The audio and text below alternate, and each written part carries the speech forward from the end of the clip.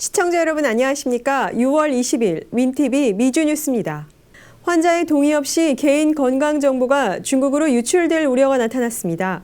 이에 플로리다주 검찰은 중국산 의료기기 업체들을 소환했다고 밝혔습니다. 심영재 기자가 보도합니다.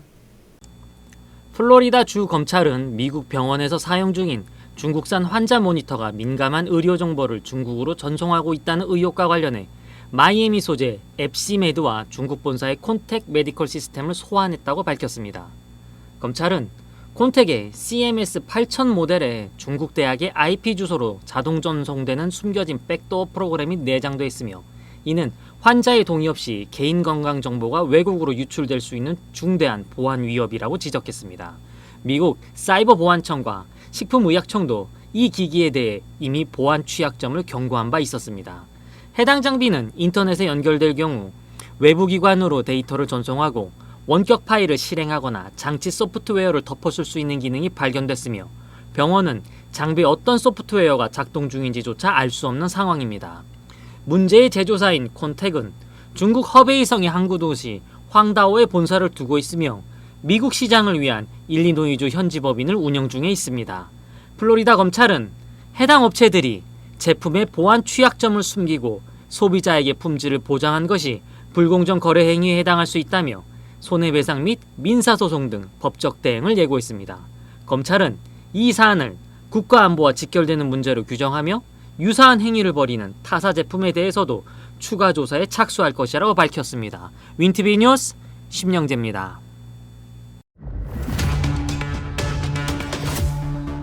개인정보 유출에 각별히 신경 쓰셔야겠습니다. 최근 사상 최대 규모의 개인정보가 유출되어 수백만 명의 이용자가 피해를 입었을 가능성이 나타났습니다.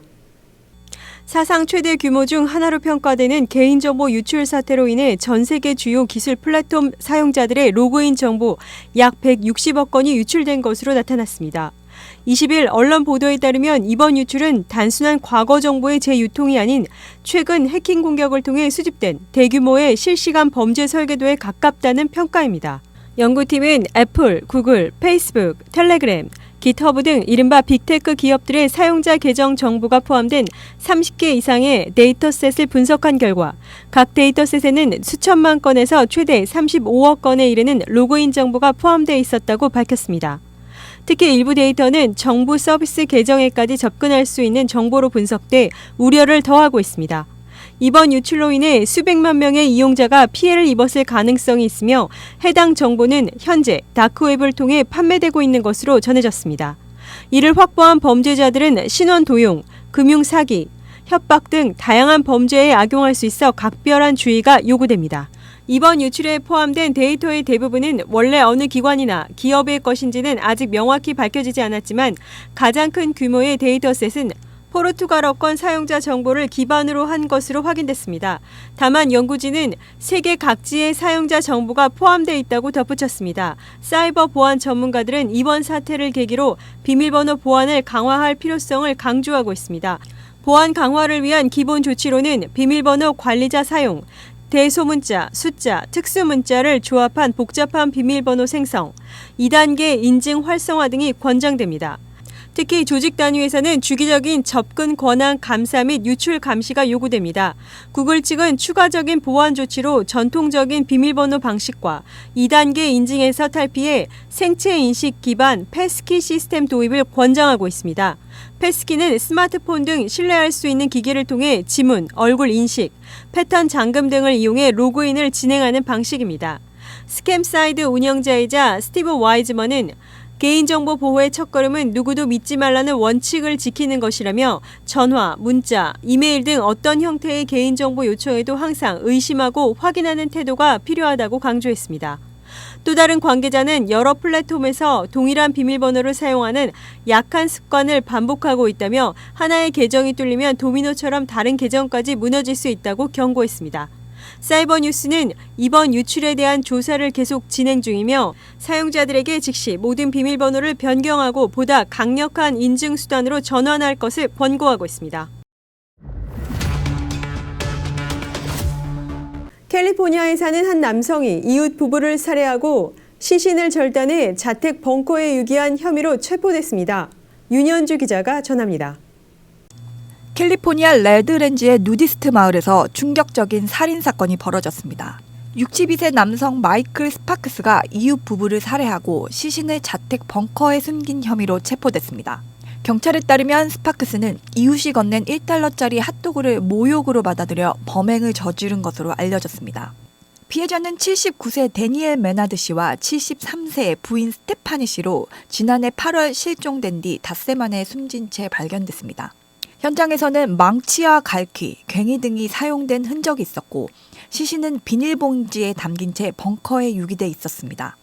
구조물 붕괴 위험까지 있어 경찰은 중장비까지 동원해 수습에 나서야 했습니다. 스파크스는 체포 당시 극단 선택을 시도했지만 총기 오작동으로 실패했고 이후 범행을 자백했습니다. 심지어 피해자의 반려견까지 익사시킨 뒤 들짐승에게 유기한 것으로 드러났습니다. 현재 스파크스는 살인 2건과 동물 학대 혐의로 구속됐으며 오는 6월 27일 정식 기소 절차가 진행될 예정입니다. 윈티비 뉴스 윤현주입니다.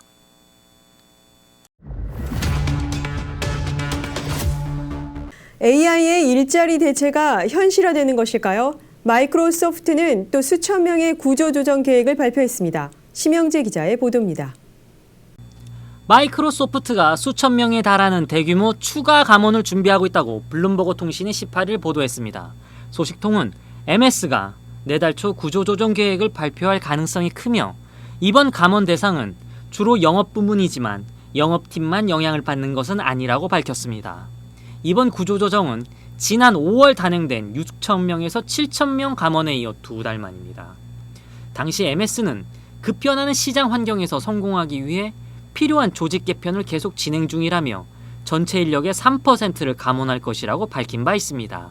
지난해 6월 말 기준 MS의 전체 직원은 22만 8천 명이며 이 중 영업 및 마케팅 부분은 4만 5천 명에 달합니다. 지난 5월의 감원은 1만 명을 구조조정했던 2023년 이후 최대 규모였습니다. 제품 및 엔지니어링 부문에 집중됐고 영업 및 마케팅처럼 고객과 직접 접촉하는 부문은 제외된 것으로 알려졌습니다. 이번 감원은 MS가 AI에 대한 대규모 투자 속에서 인건비를 줄이기 위한 것이라고 블룸버그 통신은 전했습니다. MS는 매년 AI 인프라 등을 위한 비용으로 수백억 달러를 투자하고 있으며 내달부터 시작되는 새 회계 연도에도 자본 지출이 계속 증가할 것이라고 밝힌 바 있습니다. 이에 따라 AI가 일상생활은 물론 업무 공간까지 급속히 파고들면서 일자리가 줄어들 것이란 전망이 현실이 되고 있다는 분석이 나옵니다. AI 등 기술 발전으로 새로운 일자리가 생겨날 것이란 관측도 있습니다. 지난해 노벨 화학상 수상자이자 구글 AI 조직 딥마인드의 CEO 데미스 허사비스는 AI가 일자리를 완전히 없애지는 않을 것이라며 기술 발달로 새로운 형태의 일자리가 생기고 생산성이 올라갈 수 있다고 말한 바 있습니다. 윈티비 뉴스 심영재입니다. 트럼프 대통령은 틱톡 매각 마감 시한을 90일 연장하는 행정명령에 서명했습니다. 트럼프 대통령이 중국 기업 바이트댄스의 인기 동영상 공유 플랫폼 틱톡에 대한 매각 마감 시한을 90일 연장하는 행정명령에 12일 서명했습니다. 이로써 최종 시한은 오는 9월 17일로 연기됐습니다. 트럼프 대통령은 이날 자신이 운영하는 소셜미디어 트루스 소셜에 틱톡 폐쇄 시한을 90일 연장하는 행정명령에 방금 서명했다. 이 문제에 관심을 가져줘서 감사하다며 명령문 사본을 함께 게시했습니다. 앞서 백악관의 캐롤라인 레빗 대변인도 이번 주 초 기자들에게 대통령은 틱톡이 중단되는 것을 원하지 않는다며 연장 계획을 공식 확인했습니다. 레빗 대변인은 성명을 통해 이번 연장은 90일간 지속되며 그 기간 동안 행정부는 거래 성사를 위한 절차를 계속 진행할 것이라며 미국 국민이 틱톡을 안전하게 이용할 수 있도록 하는 데 목적이 있다고 강조했습니다. 트럼프 대통령은 이번 주 초부터 연장 가능성을 시사해왔습니다. 9일 G7 정상회의 참석 후 캐나다에서 돌아오던 대통령은 전용기 안에서 기자들의 관련 질문에 아마도 연장할 것이라며 중국의 승인이 필요할 수도 있지만 결국에는 시진핑 주석이 이를 승인할 것이라고 생각한다고 말했습니다. 이번 조치는 트럼프 대통령 취임 이후 세 번째 틱톡 시한 연장이며 틱톡을 보유한 중국 본사의 매각을 강제한 법은 지난해 초 바이든 전 대통령이 서명한 바 있습니다. 해당 법은 바이트댄스가 틱톡을 미국 기업에 매각하지 않을 경우 미국 내 네트워크와 앱스토어에서 틱톡 사용을 금지할 수 있도록 하고 있습니다. 미중 간 기술 패권 경쟁이 이어지는 가운데 틱톡의 향후 처리 방향과 미 행정부의 안보 우선 정책에 이목이 집중되고 있습니다. 다음 소식입니다. 2025년도 연방 학자금 대출 탕감 프로그램 신청 마감이 6월 30일로 다가왔습니다. 보도에 심영재 기자입니다. 미 교육부는 2025년 연방 학자금 대출 탕감 신청 마감일이 6월 30일로 다가옴에 따라 해당되는 대출자들에게 신속한 신청을 권고하고 있습니다. 이번 프로그램은 바이든 행정부의 학자금 부채 경감 정책의 일환으로 저소득 및 중산층 대출자, 공공부문 근로자, 소득 기반 상환 프로그램 가입자를 중심으로 지원됩니다. 신청 자격 요건은 연방 학자금 대출 보유자, 소득 기반 상환 프로그램에서 10년에서 20년 이상 상환한 경우, 공공서비스 대출 탕감 프로그램 참여자, 코로나 상환 유예 또는 중단 경험자, 새롭게 시행된 세이브 상환 계약에 등록한 경우입니다. 단, 민간 금융기관의 사적 학자금 대출은 제외됩니다. 신청은 온라인 홈페이지에 접속 후 진행 절차를 밟으면 됩니다. IRS 지침에 따라 2026년까지 탕감 금액에 대해서는 과세되지 않습니다. 처리 기간은 평균 2주에서 6주 소요되며 이메일로 결과가 통지됩니다. 승인 시 대출 잔액 또는 일부를 면제받을 수 있고 거부 시에는 재심 요청이 가능합니다. 더욱 자세한 사항은 관련 사이트를 참조할 수 있습니다. 윈티비 뉴스 심영재입니다. 주택시장이 바이어 마켓으로 전환되고 있어 시장 활성화가 기대됩니다. 코로나19 팬데믹 시기 과열됐던 전국 주택시장이 최근 빠르게 셀러마켓에서 바이어마켓으로 전환하고 있다는 분석입니다. 일부 지역에선 매물들이 쏟아지며 사는 사람보다 파는 사람이 최대 3배나 많은 수급 역전 현상까지 나타났습니다.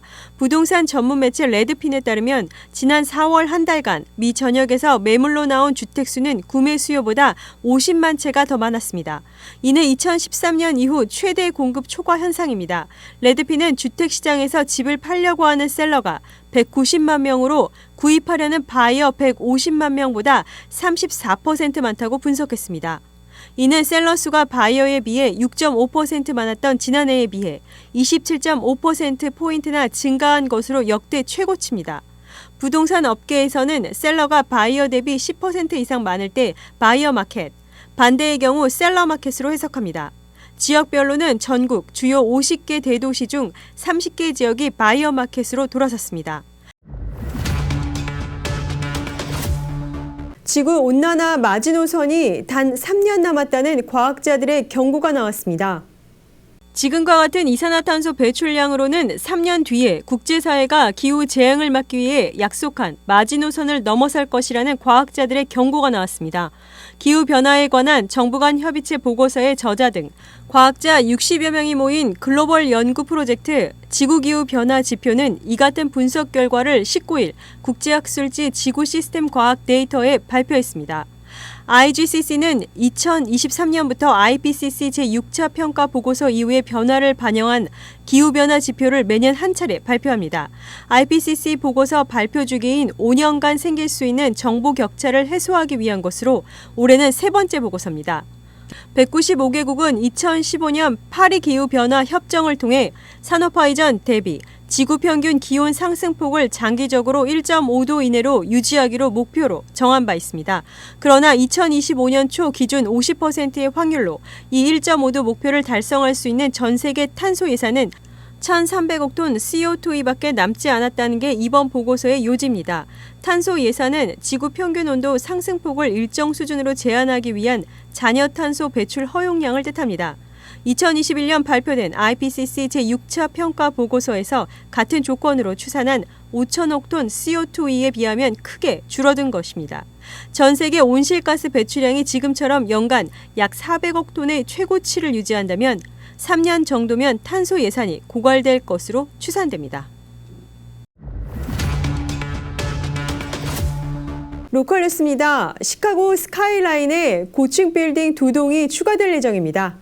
조만간 시카고 다운타운의 스카이라인이 바뀔 것 같습니다. 고층 빌딩 2동이 미시간 호수를 옆에 끼고 공사가 한창입니다. 스키드모어, 오윙스 머릴 회사가 디자인한 것으로 알려진 이 빌딩들은 시카고 강과 미시간 호수가 만나는 지점 인근에 우뚝 설 것으로 보입니다. 유명한 건축가들이 호화스러운 주거지에 녹색 공간이 확보된 명소로 만든다는 프로젝트의 하나입니다. 레이크 쇼어 드라이브가 바로 옆으로 뻗어 있으며 강과 호수를 한눈에 내려다볼 수 있는 경관을 자랑합니다. 북쪽 타워는 875피트, 남쪽 타워는 765피트로 두 개의 주거지로 개발되고 있습니다. 시카고강 인근에는 3.3 에이커에 달하는 두서블파크 시민공원도 조성되어 기존의 시카고 리버워크와 미시간 호수를 잇는 길이 생길 예정입니다. 엘크그로브에서 전기 자전거나 전동 스쿠터를 타는 사람의 연령 제한을 실시합니다. 빌리지 이사회에서 이런 것을 타는 사람은 최소한 16세 이상이어야 한다는 조례를 18일 통과시켰습니다. 당국은 전기 자전거는 도로에서, 전동 스쿠터는 보도나 도로 등에서 탈 수 있지만 만약 도로선상에서 탈 경우에는 반드시 운전면허증을 소지해야 한다고 강조했습니다. 이런 것을 탈 경우 최소한 도로의 교통규칙을 숙지할 필요성이 있다고 덧붙였습니다. 엘크그로브의 크레이그 존슨 시장도 오는 7월부터 만약 도로로 나와서 전기 자전거나 전동 스쿠터를 탈 경우 운전면허증 소지는 필수적이라고 말했습니다. 지난 6월 14일 글렌뷰에 위치한 블루스타 메모리얼 우즈공원, 시카고 한인 아리랑 라이온즈 클럽이 주최한 제45회 코리안 컬처 피크닉 행사가 한창입니다. 이 행사는 한인 입양인과 그 가족이 매년 참가하는 행사로 1970년부터 같은 장소에서 개최하며 한국 문화와 음식 등을 체험하며 친구를 만들고 네트워킹을 형성하는 초석이 됩니다. 입양인들이 한국에 대해서 배우고 또 한국인임을 잊지 않고 또 한국인으로서 자랑스럽게 생각할 수 있도록 그런 기회가 되도록 노력을 하고 있습니다. 페이스 페인팅과 타투, 흰색 종이에 써내려가는 붓글씨, 흥겨운 K-팝이 흘러나오는 가운데 꼬리연이 하늘 높이 날아오릅니다. 순서에 따라 김혜란 씨의 선창으로 애국가가 불러졌으며 4명의 한인 자원봉사 단원들이 선창해 미국 국가가 제창되었습니다. 줄리신 회장은 함께 자리한 손님들을 소개하였으며 뒤이어 환영사를 전했습니다. 신 회장은 행사 준비를 위해 힘쓴 모든 이들과 참석한 한인 입양인과 그 가족에게도 감사 인사를 전했습니다. 입양인 부모님을 뵀을 때 진짜로 자기 자식을 많이 사랑하고 사랑으로서 키워주시는 분들을 많이 봤거든요. 그래서 그분들한테도 저희가 이렇게 약간 마음에 보답을 하는 그런 행사를 저희가 갖고 있습니다. 시카고 한인 회장의 축사에 이어 아리랑 라이온즈 1A 지구 브렌다 스티븐스 사무국장이 환영사와 함께 라이온스 멤버로 활동해온 정창원, 이창욱 회원에게 근속 감사장을 수여했습니다. 2살 때 미국에 입양되어 현재 미네소타에 거주하고 있는 쉐이 노먼 씨는 동생이랑 같이 하루 전에 와서 이 행사에 참석했다며 최고다 고맙다고 소감을 전했으며 아울러 아리랑 라이온즈 팀과도 함께 한국을 방문했는데 그 지원에도 감사하다는 말을 남겼습니다. I do appreciate that the Chicago Lions group. I went on their Chicago Lions tour. They hosted me back in 2018, and it was a wonderful trip. And my sister was able to go along with me also. So I think it's great for the community, for the adoptees, for the family, the families of the adoptees to see the support. 불고기, 만두, 잡채, 깐풍기, 김치, 수박 등 다양한 음식을 함께 나누는 시간을 가진 뒤 K-팩 시카고 한인전통예술원이 가야금 상모 판굿 공연을 펼쳤으며 태권도 시범, 속옷춤, 부채 입춤, K-팝 댄스 등 다양한 문화 공연이 펼쳐졌습니다. 한편 시카고 아리랑 라이온즈 클럽 줄리신 회장은 의미 있는 자원봉사에 함께할 동포들이 수가 많아지기를 기대한다고 강조했습니다. 윈티비 뉴스 김승재입니다.